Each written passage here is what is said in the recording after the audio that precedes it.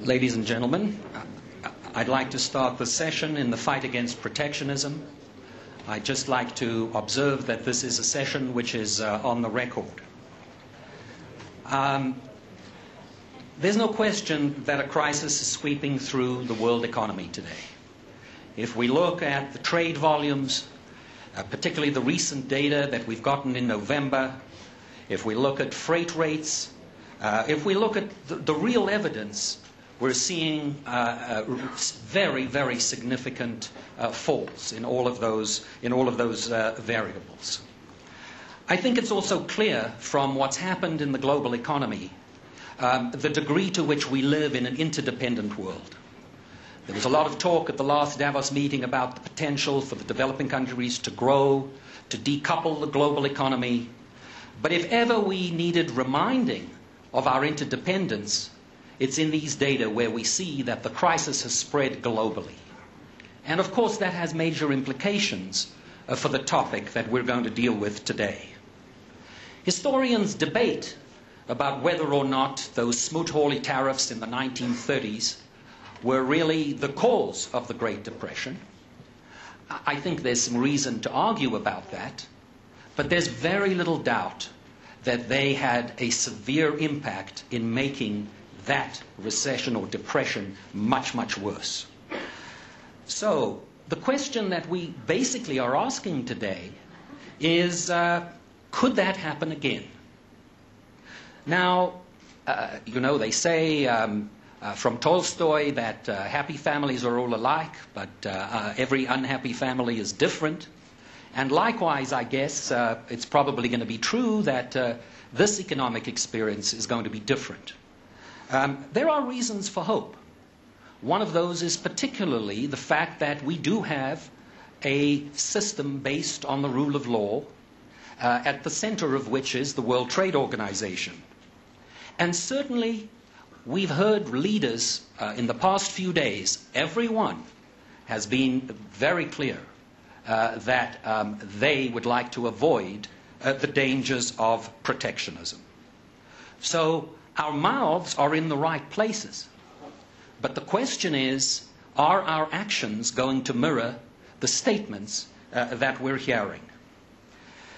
Perhaps we're living in a time in which it's not about the devil at the door, but rather the termites in the woodwork. That what we could see is a gradual erosion in the liberal regime that we have built up. Already before the crisis, there were reasons for concern. We saw how long, and indeed, it took for the deliberations over the Doha round. We saw expressions of protectionism appearing, particularly in many developed countries. So I don't think we could have been complacent even before what has just happened. But now I think we face new threats. Firstly, we all agree we need fiscal stimulus. We all agree it needs to be coordinated. But what we've seen, certainly in the United States, from the House of Representatives, was something very troubling. The passage of a rule which said that all of the steel that is stimulated by the infrastructure investment should be made in the USA. Now, for those of you who aren't familiar with the American legislative process, that's just the House of Representatives. We await the Senate. There has to be reconciliation. At some time, hopefully, that provision can be removed from the bill. But nonetheless, it's a worrying sign about the dangers in the fiscal policies. We've also seen a massive rise in government ownership in financial institutions. What are the implications of those? And it's very likely that we're going to see millions of people lose their jobs. And a very natural consequence of that is they're going to seek protection. So clearly, there are danger signs. And that's what we're going to talk about today. I'd like to focus firstly on what are the major threats to the system that are emerging on the horizon. I just mentioned a few, but I would like our panelists to come in and talk about those.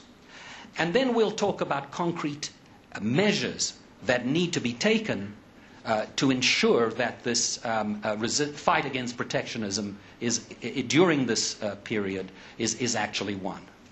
So we have a really distinguished panel of trade ministers and trade officials who are well equipped and very well known to all of you to deal with this. So let me start off with asking Minister Amorim what he sees as the major threats to the system currently. Please. Well, thank you very much. The major threat to the system, of course, is if these protectionist measures, some of which we have seen already, spread in an uncontrollable manner. And I see more and more signs, in spite of what is said here in an ambience like this, more signs that these protectionist measures, and I'm referring to protectionist measures in developed countries, in rich countries, they are not only ad hoc measures, which are bad enough, but they are measures that somehow fall within some sort of ideology of economic nationalism. And that brings us back to the 30s again. And that, of course, would be extremely serious, because it would dash the hopes of developing countries, which for the first time were able to have a trade round which, in principle at least, maybe not fully, but in principle at least, has development as its main objectives. And of course, whenever one speaks of protectionism, and you yourself mentioning the 30s, you refer to tariffs. But there are other instruments of protectionism or distortion, whatever you call, which are much worse, by the way, and including because they are hidden and because they are not at the disposal of the poor countries, that they cannot even react. And this is the case of subsidies. So the most immediate threat that I see in the present situation, in which also price of commodities are going down, if we don't conclude the round, it will be a very, very bad recession, which would then hit developing countries. And mind you, you mentioned the 30s, and of course maybe here in Europe and some other places this is no longer a threat, and I would say certainly democracies like Brazil and others, which are very well established, I would say can resist. But for more vulnerable economies, poorer countries, you'll have also the threat of instability, of social unrest with dire political consequences. So all the efforts that we have been doing in the last few years to improve social conditions, to have economic development, and to establish democracy as a value worldwide would be somehow be threatened. So I have one remedy for that: conclude Doha and conclude it quickly. We'll come to remedies in a moment. Baroness Ashton, would you like to add to this, please? Well, I think you've covered quite a lot of the key issues. Perhaps I could just add one particular point that we've been talking about today, which I feel very strongly about.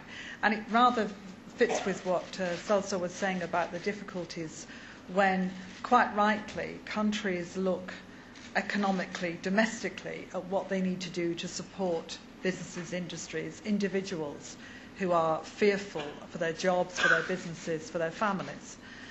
It's not surprising that you see countries focusing domestically initially. It's also true that most of the world leadership that we have, and certainly the countries or blocks of countries that we know best on this panel, understand completely the lessons of the 1930s and understand that the way forward is to trade, and that this will be an important remedy. But what I'm fearful of is that we're not communicating that effectively enough, that we're not actually explaining to people across the world, to governments, to politicians, to legislators, whether that's on Capitol Hill or in the European Parliament or in the capitals across the world, that actually this is a solution and not a problem, and that making sure that businesses are able to trade will be an important part of the solution. So my fear is a failure to communicate that will then feed into a fear that will turn itself into protectionism of the worst kind. Minister Kim? Oh, thank you, Professor. Well, in my mind, the real threat that we are experiencing nowadays in the wake of a financial crisis is shrinking demand in the world market. And shrinking demand results in diminishing export. And for many Asian economies, export is so important because we are heavily dependent on trade in the structure of our economy. Whereas, Asia is regarded now as the only zone who can record a positive economic growth, even at this moment of economic hardship.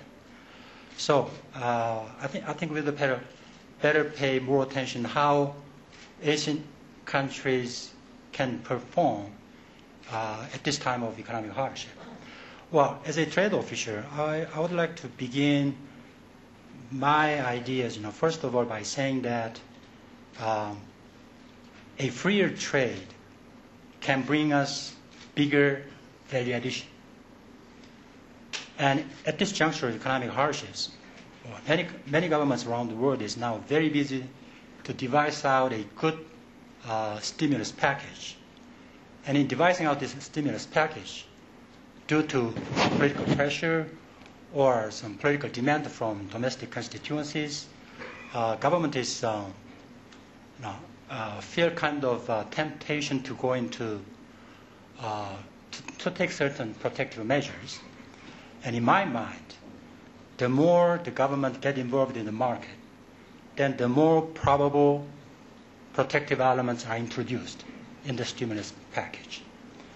And then that will cause a kind of a vicious circle. And such a trade restrictive measures taken by one country will be counteracted by, its trading partners, then easily go into a kind of escalation. Then that's a very, very dangerous, vicious circle that we have to prevent it from happening.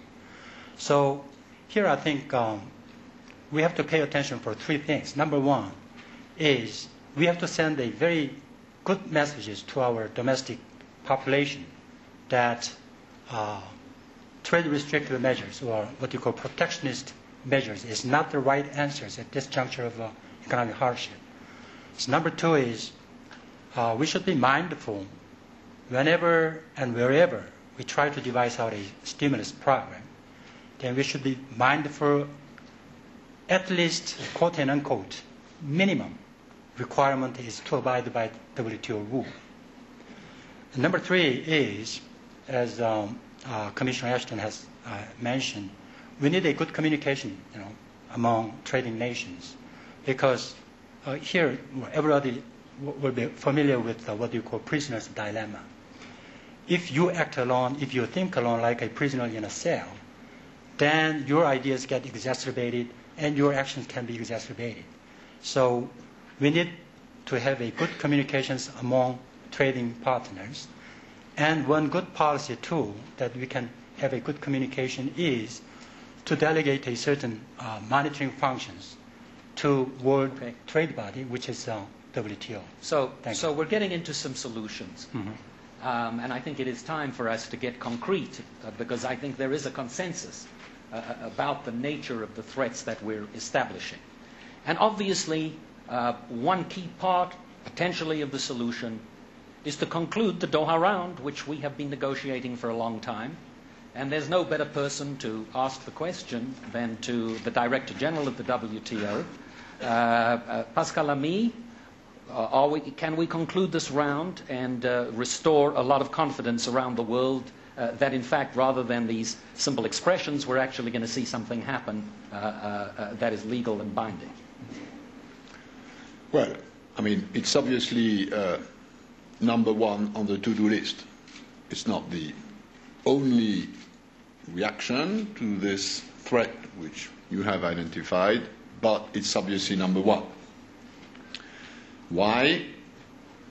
A, because, as you just said, it would send the right signal of confidence that people have realized that it's something they need to do together as part of the reaction to the crisis. And if we can succeed in sort of integrating the conclusion of the round as part of the stimulus package, that would be great. Now, the second reason why it's number one on the list, it's because we are nearly there. We've done overall 18% of the road, and we remain with 20%, part in agriculture industrial tariff, part in anti-subsidy or anti-dumping or fisheries subsidies rule. But what remains to be done especially as compared to where we were last year, where we had a debate of this kind, is modest. Could I ask you, does the crisis make it more easier or more difficult to conclude the round? Both, both, Colonel, as we would say in French. It certainly makes it more difficult insofar as some governments have not yet told to their public opinion everything they had negotiated. Some governments have said, well, that's what's on the table, that's what I'm ready to sign on. Others have more or less, for political, tactical reasons, not said everything.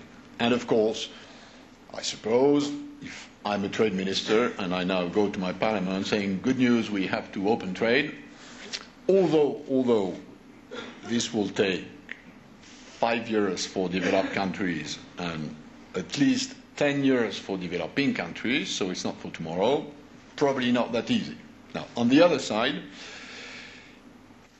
everybody understands that it's more necessary, and that insofar as the Doha round would reduce very substantially the margin of maneuver that remains between Uruguay round commitments and applied trade policies of today, that will leave much less sort of room of maneuver for protectionist policies in the future.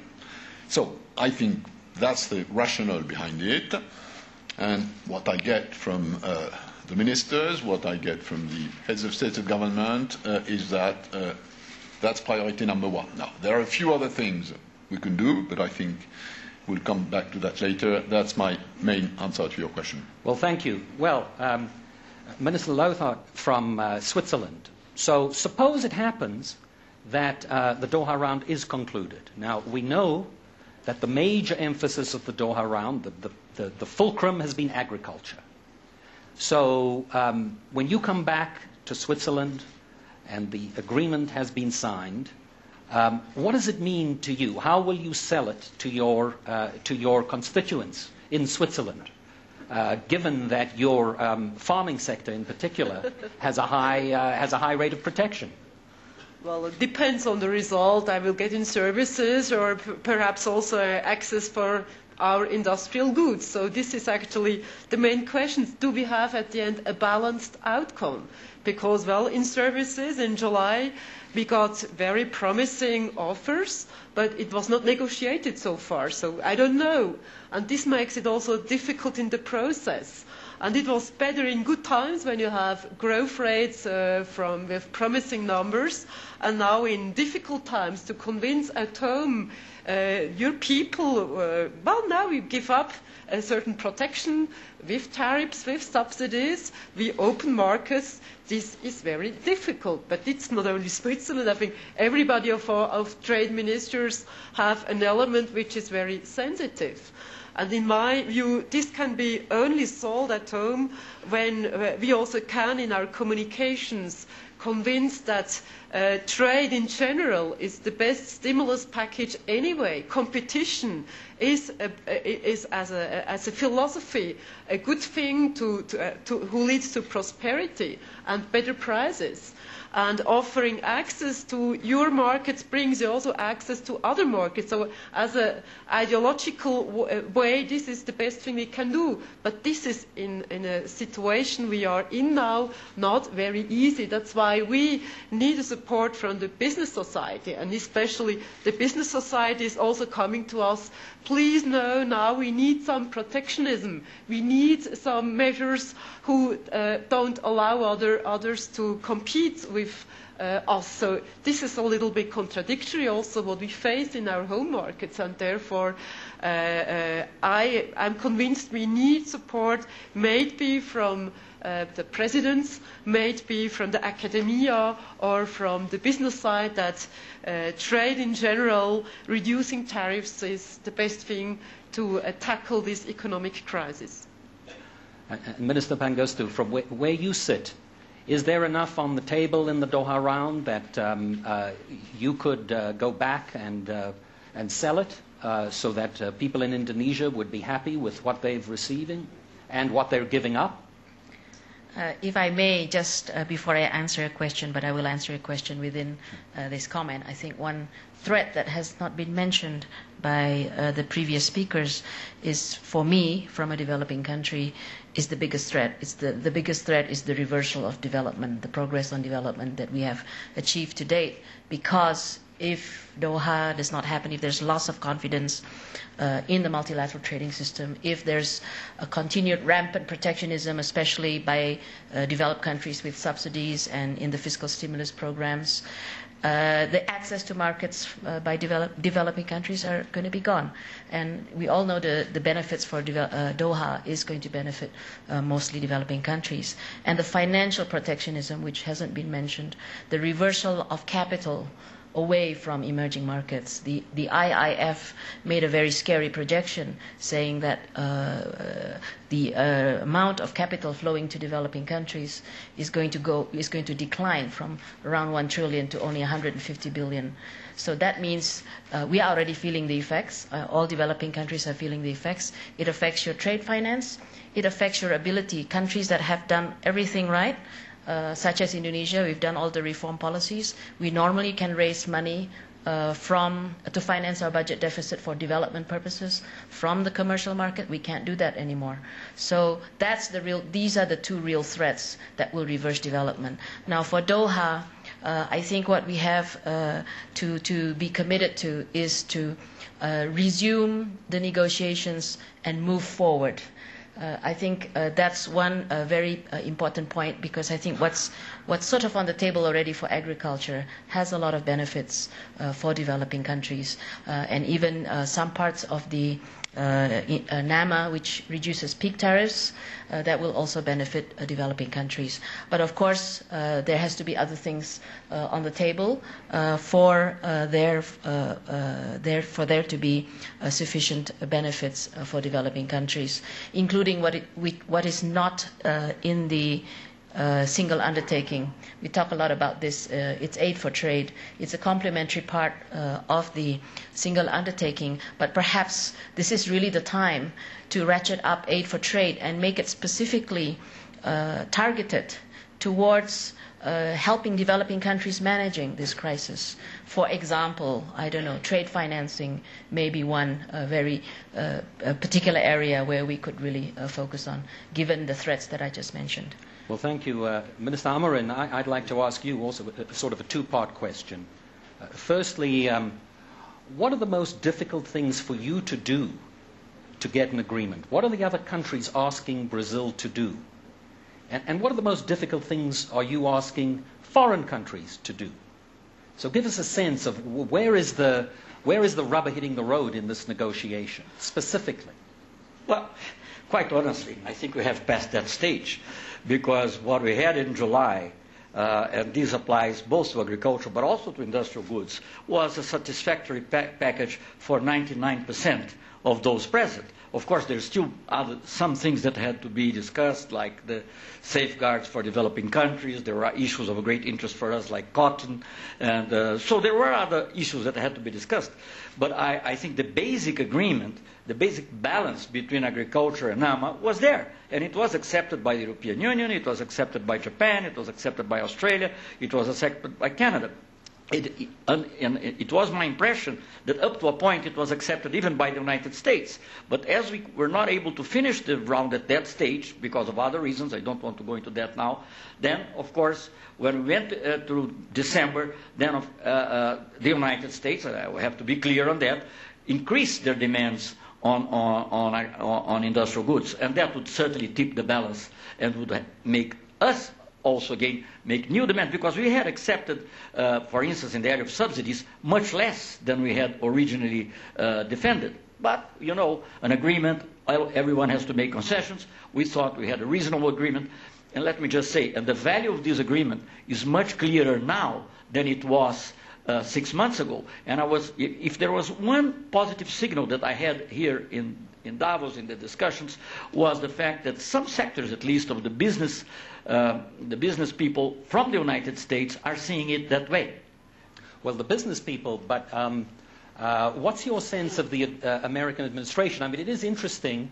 I guess maybe it's just a coincidence that the two parties who seem to be at loggerheads about whether or not to conclude the round, India and the United States, we don't actually have represented here in the room.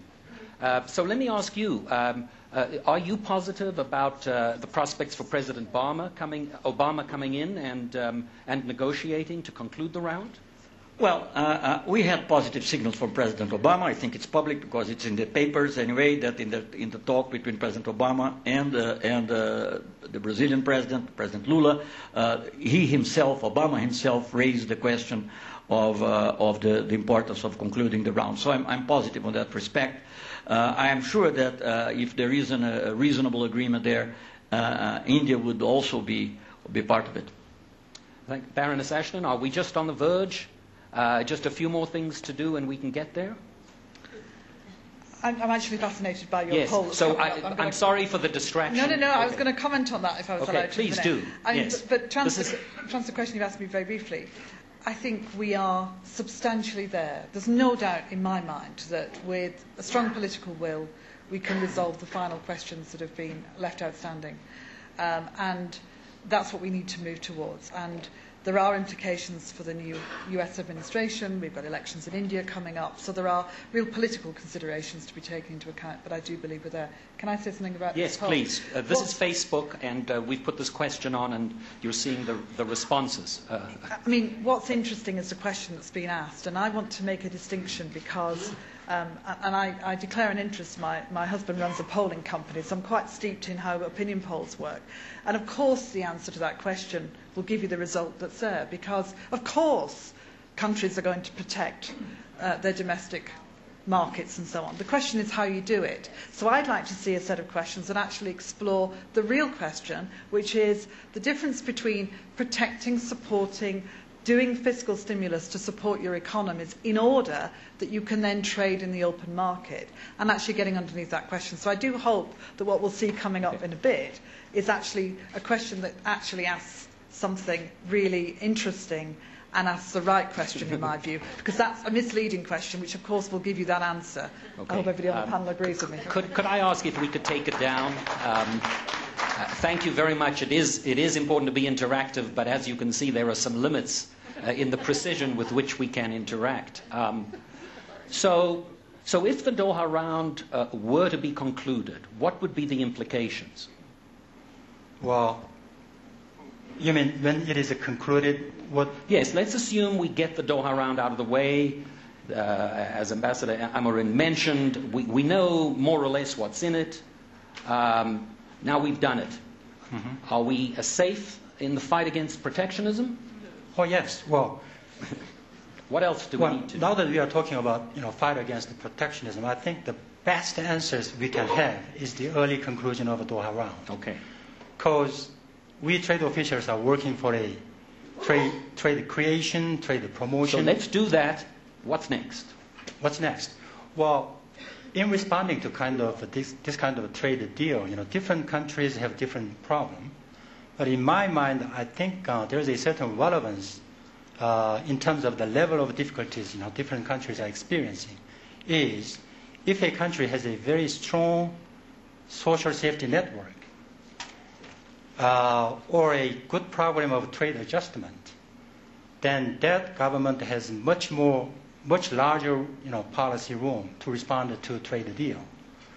So maybe this will be a good what can I say? I have to say homework for any government to have a stronger social safety network and stronger trade adjustment.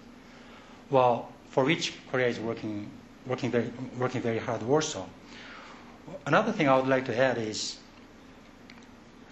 you ask how each one of us can sell to our constituencies when the deal is done. But we have to be mindful to tell them the whole picture of the forest without taking up one tree, one tree by tree. If you look at the sector by sectors, then there'll certainly be losers, because of eventual competitions. So, as a trade officials, we try to be objective enough to sell them the whole package, because this is a outcome of a very subtle balance of benefit among member countries. But let me move beyond the round. I mean, we know, for instance, that in the tariff structure, there's a lot of what's known as water, that many countries, even if they concluded a Doha round today, might still have a lot of room to raise their tariffs if they chose to. No. Good. There are limits on subsidies. Will they be binding on countries?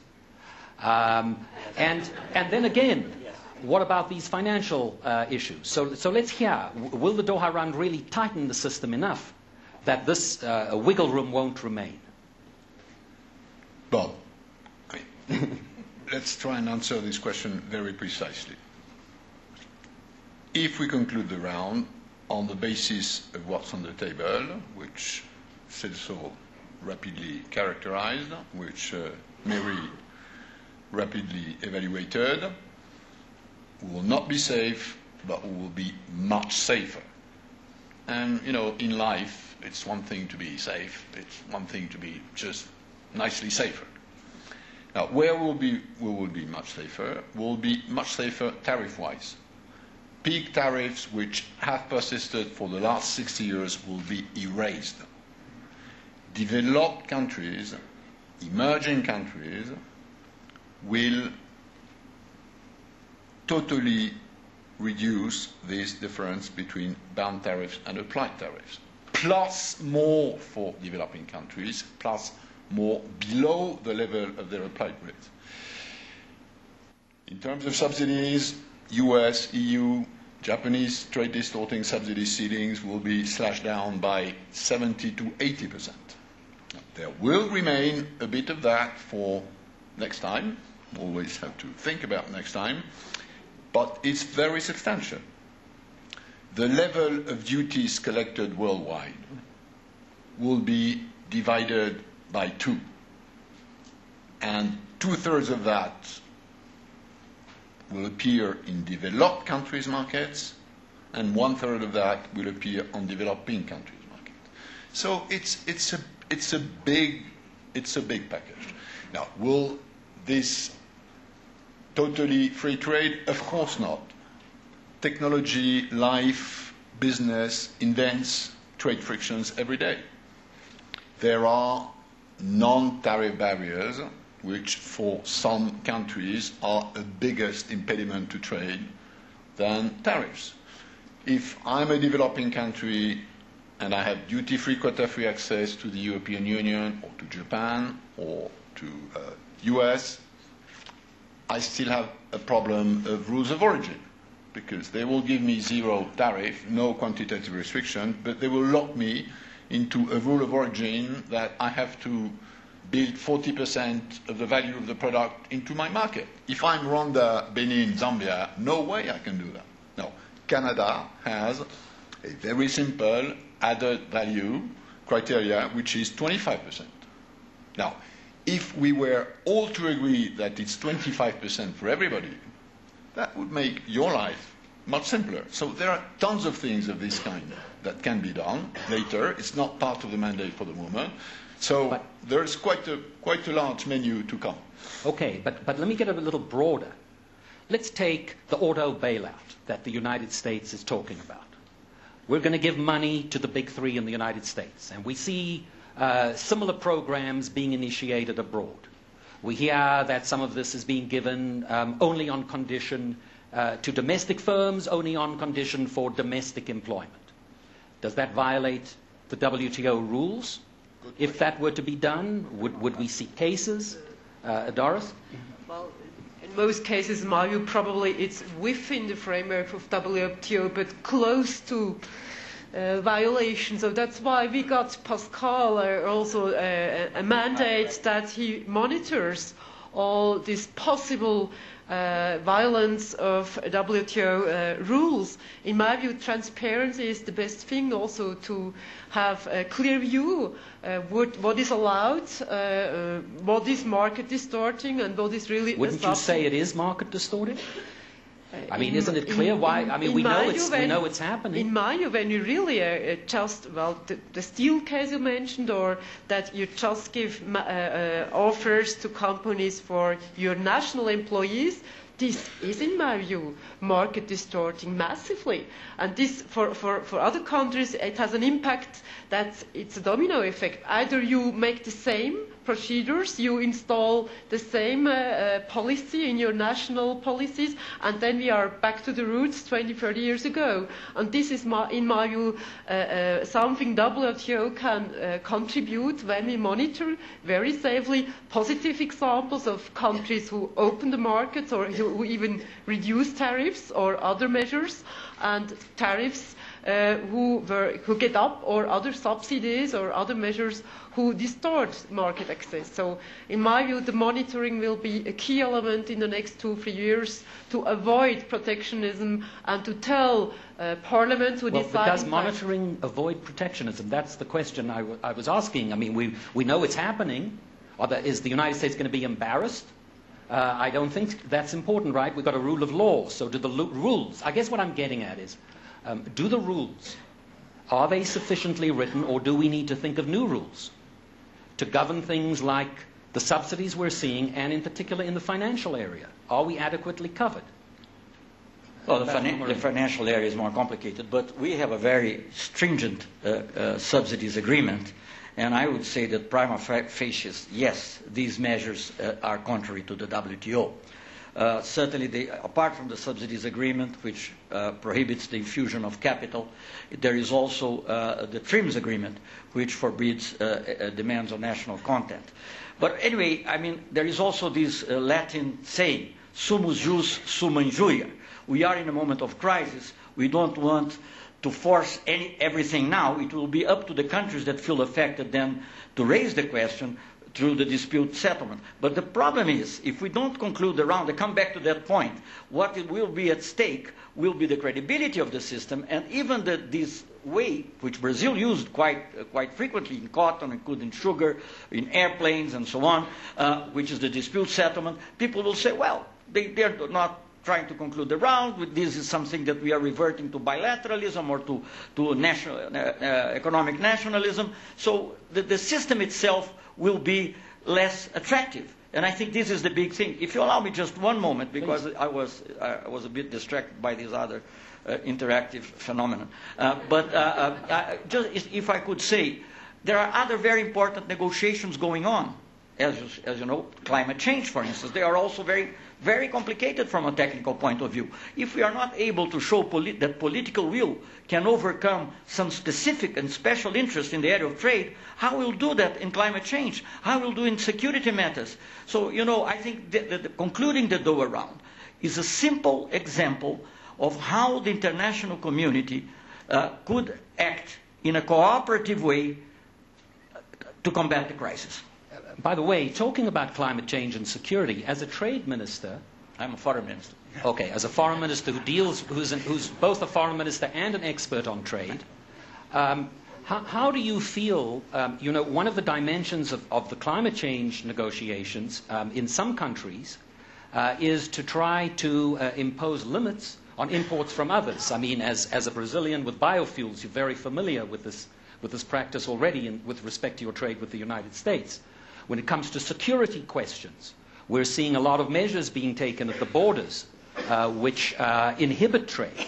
So do we need rules to deal with those dimensions as well when we look at the climate question?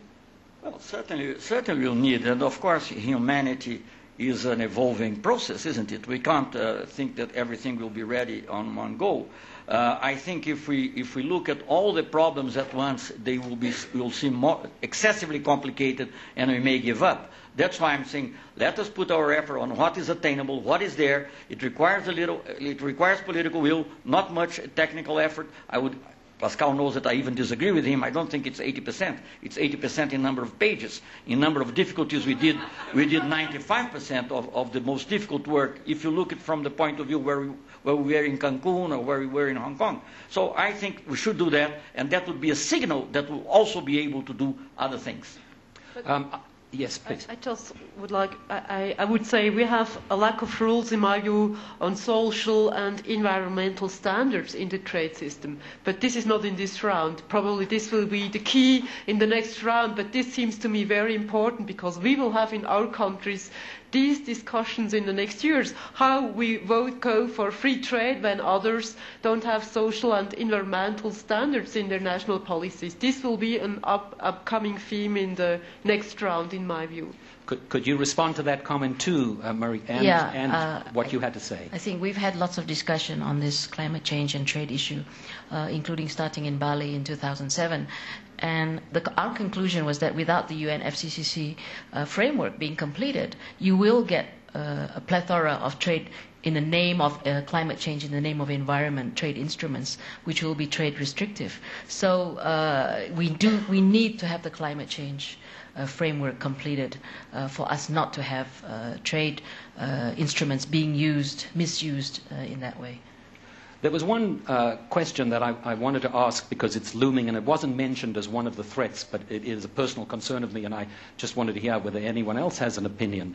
And that has to do with the issue of exchange rates. If we look at one of the sources of conflict in the 1930s, it was clearly beggar thy neighbor policies with respect to exchange rate. In his confirmation hearings, Timothy Geithner used the M word with respect to China. He argued that there was evidence, and he said President Obama believed that they had been manipulating their exchange rate.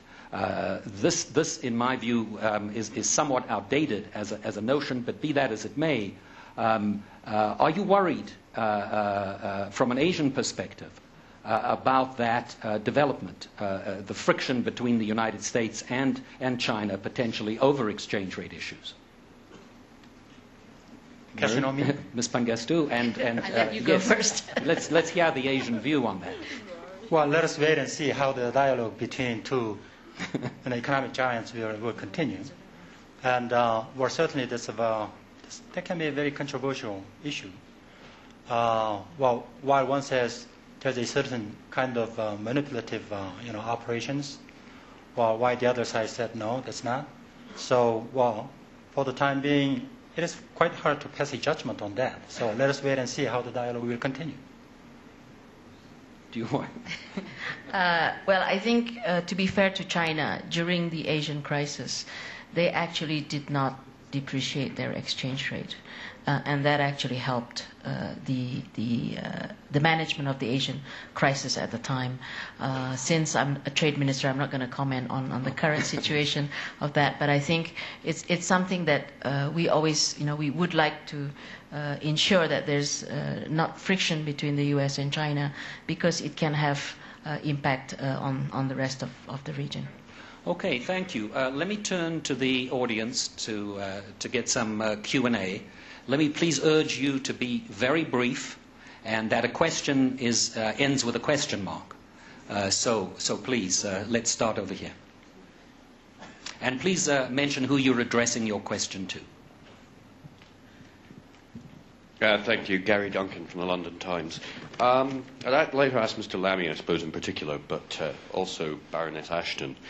One of the problems that seems to have emerged from what's been seen this week is that while there's lots of talk about the need for political will, political leadership and action, it's not always translated into the actions that are taken by the leaders. And in particular, there seems to be quite a lot of hypocrisy about what's being said. If you look at Mr. Brown has talked about very forcefully and persuasively about what needs to be done. He has also called for British jobs for British workers and got himself into some trouble over that. And Gordon warned about financial mercantilism, our Prime Minister, and yet the British government is telling the nationalised banks to lend to British companies and British citizens. What can be done to ensure that people deliver on their good intentions? Who are you addressing the question to? I think to Mr. Lamy, first of all. Well, we certainly had a very solid, clear prescription by the G20 in November in Washington. We know the next meeting is taking place in April in London.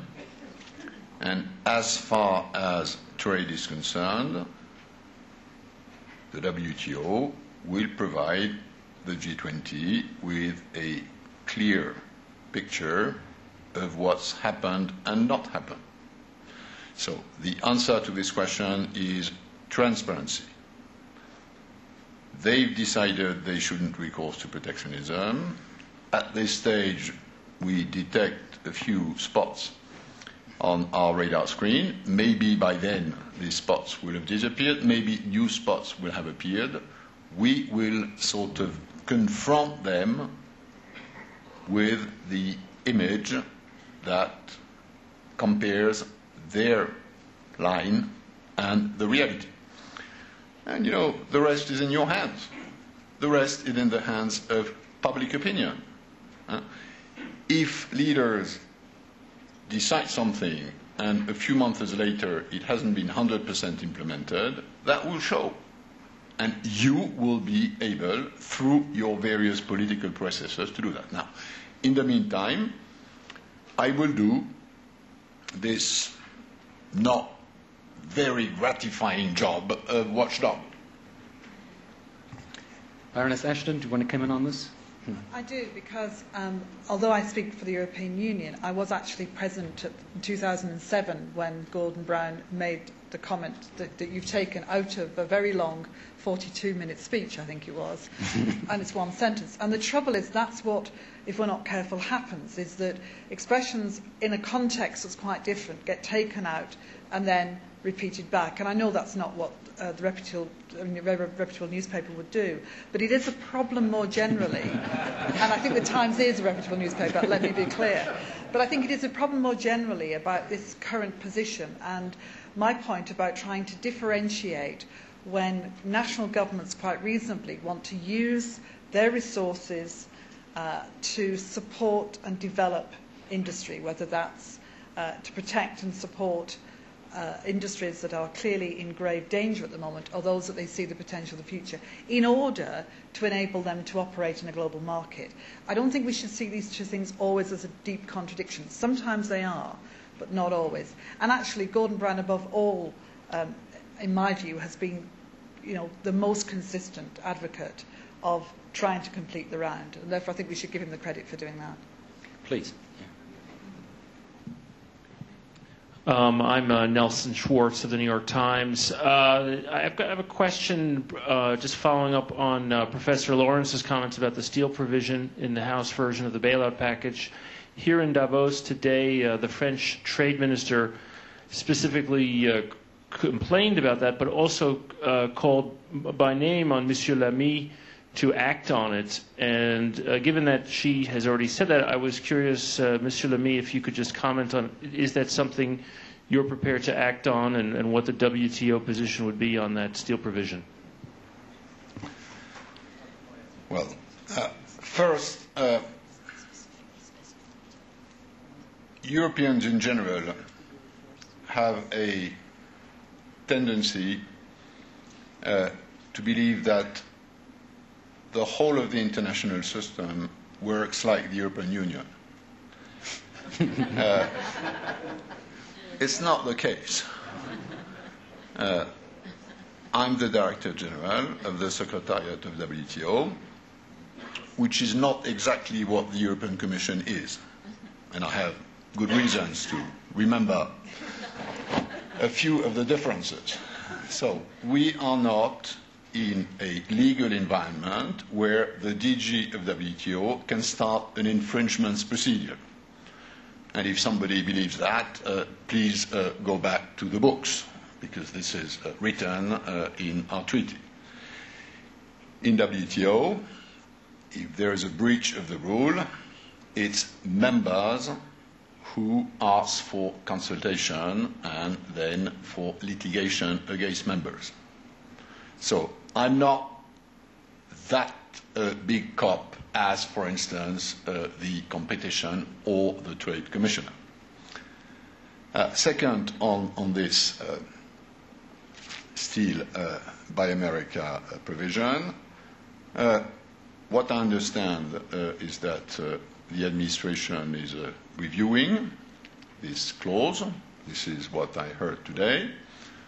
We know, as Bob Lawrence said, that he still has to go to the Senate, and I hope wholeheartedly that in considering this provision, senators will be wise enough to make sure that whichever outcome of this drafting exercise is, will make sure that the US comply with their international obligations.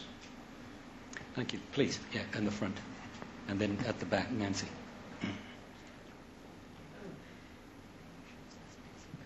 Thank you very much, Jean-Pierre Lehmann. I am the address to Lady Ashton and picking up what Mary Pangestu said about the biggest threat being the reversal of development. And you've been talking about the difficulties of selling to the public, and this is also addressed to Madame Leuthard. Wouldn't telling the public that not succeeding in Doha could have these terrible effects of reversal of development that Mary Pangestu is talking about, that could increase poverty, and informing the public that after all many of these countries are poor because we've been exploiting them for the last 100 years, so maybe, it's an opportunity to give back. It is being a serious question. I mean, it's to try, Prime Minister Gordon Brown talks about global solutions for global problems, but for that we need global mindsets, not just sort of domestic ones. So, could that be something to try to sell to the public? Switzerland's never exploited anybody, of course, but also at the same time, as a country, to try and get that. Quick question to Pascal. Well, let's just one at a time. Okay. Only one question. Sorry. Please. The short answer is yes. I mean, it's very important that when we send out the messages, we are clear about the implications of not doing this deal, as well as the implications of doing it.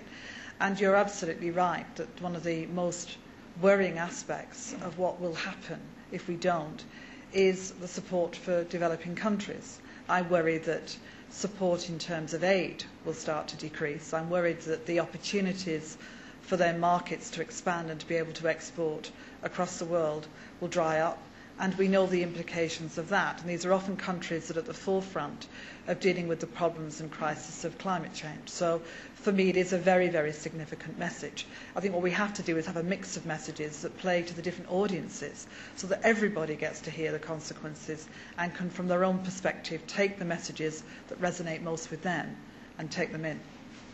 Thank you. Nancy Birdsall, in the middle there, in the middle of the, behind. Nancy Birdsall, Center for Global Development. I must say I found all of this incredibly depressing because of the disjunction between what people are saying here, what our leadership is saying, and what we're hearing from below, particularly on the proto-protectionism, the auto bailout, the steel, etc. My question is to Mari Pangestu and Ambassador Amorim. What else on the developing country side, where it will be impossible to conceive of adequate safety net response, even to the adjustments required were the Doha round completed, because there will be some losers.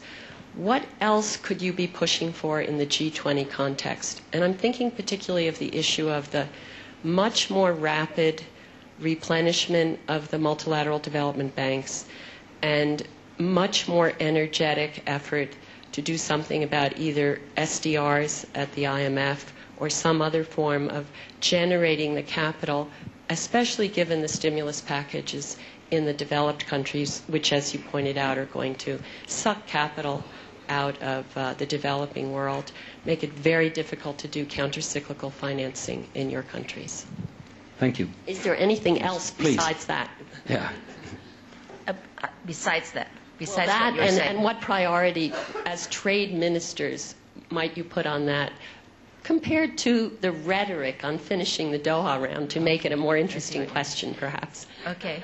I actually have put a lot of thought in what you just asked, and I already, I guess, voiced my recommendations during the IGWEL. And basically, going back to my point about my greatest fear about the reversal of development, because countries who haven't done anything.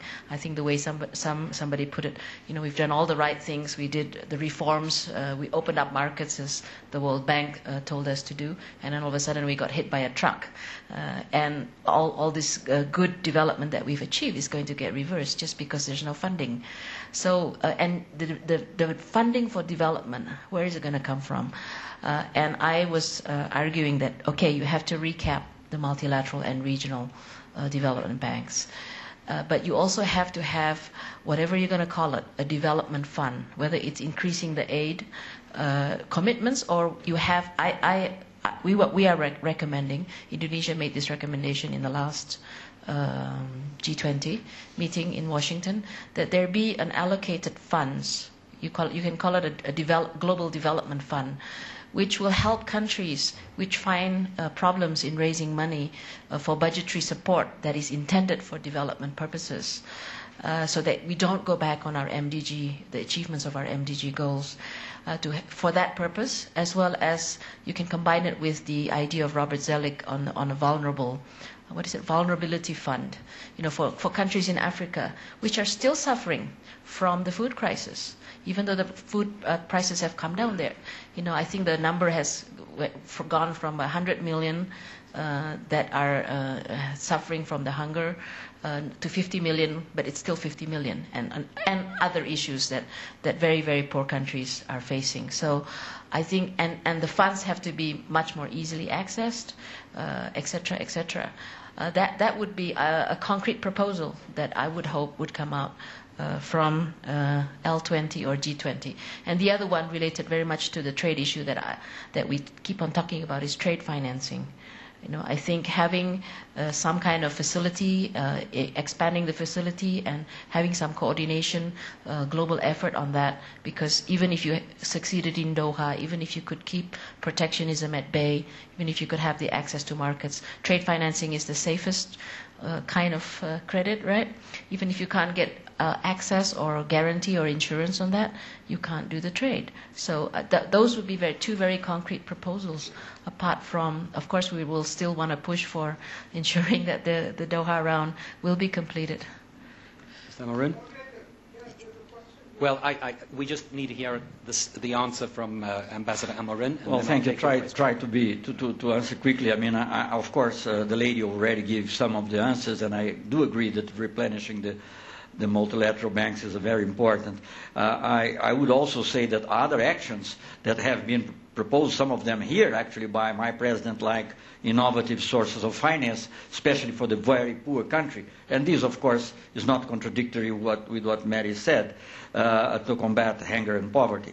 But I would also make one plea. If we are able to really have a better finance trade facility in the multilateral banks, I think it should primarily, not only, but primarily geared to South-South trade, because this is the one, it's not the biggest trade, but it's the one that suffers most, because on either side you don't have so much financial resources in a moment of credit crunch as we are living now. Let me just say one thing, if I may. I think you spoke about the rhetoric of the round. I think it's a little more the rhetoric. It's a lot of effort that's being put by everyone here to convince their own constituencies to keep together political momentum to participate on that. But beyond that, I would say I'm an old hand in these things, and I remember I was not present, but I remember the UNCTAD 1, which at the time was not even called UNCTAD 1, was just called UNCTAD, because nobody thought that there would be so many afterwards. And at the time, the main slogan of developing countries, the main motto was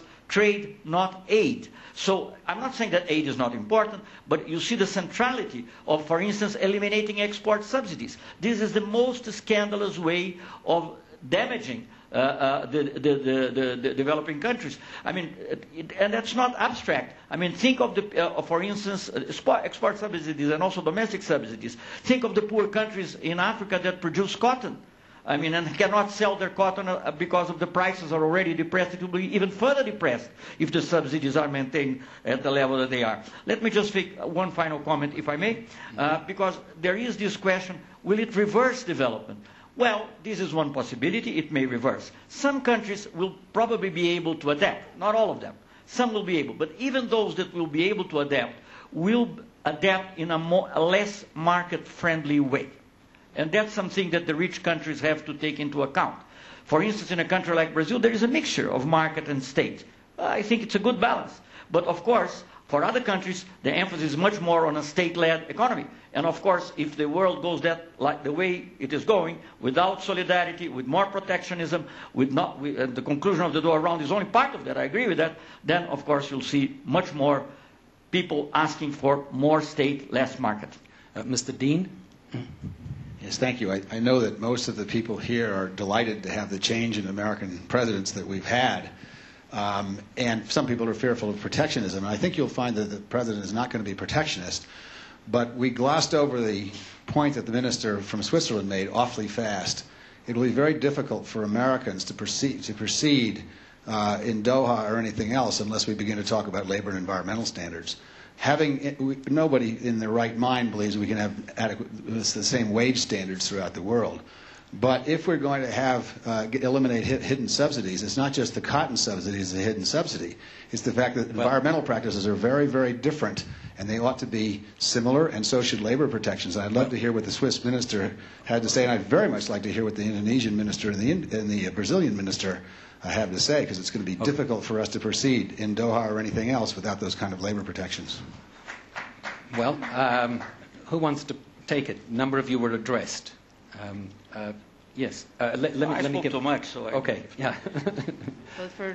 There is a possibility also in the Doha. There is one element: trade and environment. I'm very in favor of this. And Mari once invited us in Bali to talk about what trade ministers could contribute for the environment. There was, for example, a list we presented for environmental friendly products, techniques who could profit from lower tariffs. This was an element which we could implement quite easy and quite fast, but it was contradictory. But perhaps this could be one element where also those countries who have higher standards, who also will contribute to climate change, have an element of a winning position. And I think we all share the view that environmental friendly products will be the future. This is also decent jobs. This is also for researchers a field we have to move. And therefore I'm very in favor to integrate at least there some elements where trade and environment are not contradictory, but elements which also contribute to reduce CO2 emissions. Mari Pangestu? I wasn't quite sure whether you were talking about linking trade, environment, and labor. If that's the question, then I would say that all developing countries would say no to that. Not because we don't care about environmental issues and labor protection, but because if you did that, I think it would reopen a lot of issues which we had so much difficulty with in Cancun, etc., etc. So the answer to your question is we do care about ensuring environmental and climate change, especially, issues and objectives are met. We do care about labor issues, but there are other fora to do it in. And certainly, as I have mentioned, I will repeat it again because Indonesia feels very strongly about this, having hosted the Bali Climate Change Conference. It is imperative for there to be conclusion of the framework this year, because that's going to be the frame for which other policies, including trade policies, will be informed on. And on labor, there's the ILO. And there are other ways that we also can work on ensuring labor protection in our respective countries. Okay, very briefly. Very briefly. Sorry. The gentleman might know that President Lula is from the Workers' Party in Brazil, and that we have probably the biggest and largest programs of income transfer to the poorer people in the world, I would say, in the world. And actually, if you were interested in keeping salaries low, we would not be doing that, because that, of course, by itself forces the increase of the minimum wage. And on the question of environment, I have already mentioned but if the United States wants to do something positive for our environment and positive for social causes, eliminate the tariff on ethanol, because you'll have a cheaper ethanol, which will not displace food production. Is a gentleman over here? Yes. No. Back? Yes. And then I'm coming to you. Very, very briefly. if I'm driving, if my wife's pregnant and I'm driving to the hospital, I'm a member of the United States House and on the Transportation Committee. If I'm driving my wife to the hospital and she's in labor and I exceed the speed limit and an officer pulls me over, that doesn't mean I'm an inveterate speeder, that I've succumbed to the temptation to speed at every moment. And I want to raise this. First of all, you should know... Wait, please phrase a question. Yes, I will. Okay. You need to know, however, that Buy America is already law in the United States of America. This is symbolic in the stimulus bill. It's already the law. And it is. Trust me, friend, I know this. I'm on the Transportation Committee. But I would ask you this. Is there not a provision? Adam Smith himself argued that certain key industries, in his day, maritime, need to be protected for the good of national security. Is there not room, in the case of something like steel fabrication, which is all we're really talking about, to protect that for the good of security? I just would put that out there. Baroness Ashton. I mean, just to say in return that we know it's already law. It was in the 1979 Trade Act, if I'm correct. And what we had subsequent to that was a government procurement agreement between various nations that enabled us to be able to, in a reciprocal way, procure government contracts and to deal with those issues. And that has been policy for a long, long time.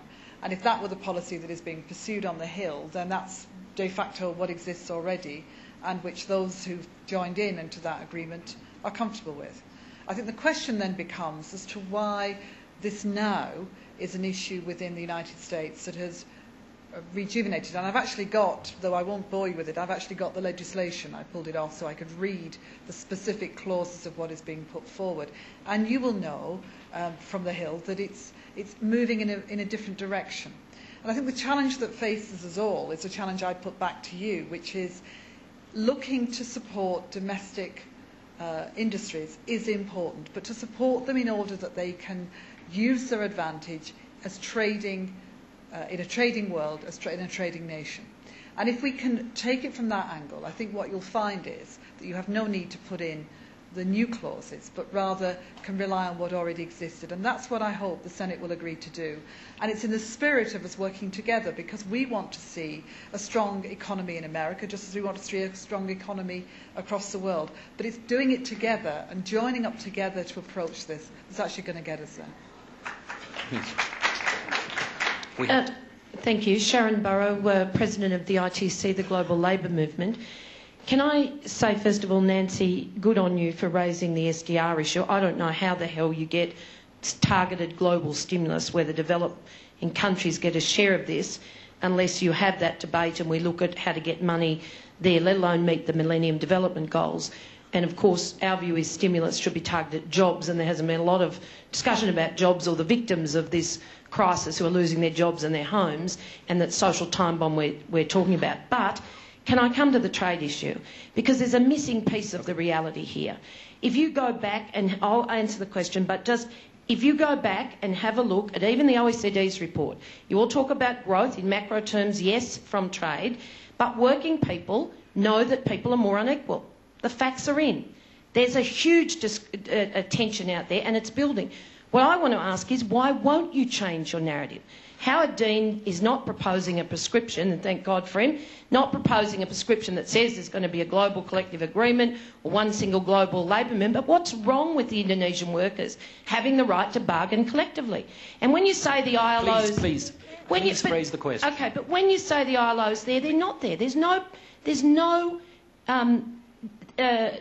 piece where you can complain about the distortion, the trade distortion and the socially unacceptable base of exploitation of workers. So I say the missing reality is you've got to change your narrative if you want support from working people. We want to see the round done, but why can't we actually have social and environmental standards now, Vice President, not in the next round? Okay, Pascal, Lamy, please. But we allow a free formation of labour unions in our country. Yes, so we have very supportive policies for labour, and we have minimum wages, we have ways for labour to ask for minimum wages. I actually think a lot of the issues on labour and the crisis is more important for us to address rather than having labour in the current round. For instance, I can tell you one problem we are having right now. The higher number of women are being unemployed as compared to men. But all the fiscal stimulus programs are directed at men because it's building roads, building bridges. So there's this unequal absorption. These are the more real issues, and not having enough funds also to be able to have the right stimulus program. That's what we should focus on. Okay, we have time for one question. This gentleman over here. Chris Giles from the Financial Times. I'd say I've been pretty depressed by this debate, because it seems to be that what we're saying is democracy is a really difficult thing. We can come to fora like this, we can say trade is a damn good thing, but when we go home, we speak with a different voice. And I have to contradict Baroness Ashton. Gordon Brown speaks with a completely different voice at home to how he speaks here.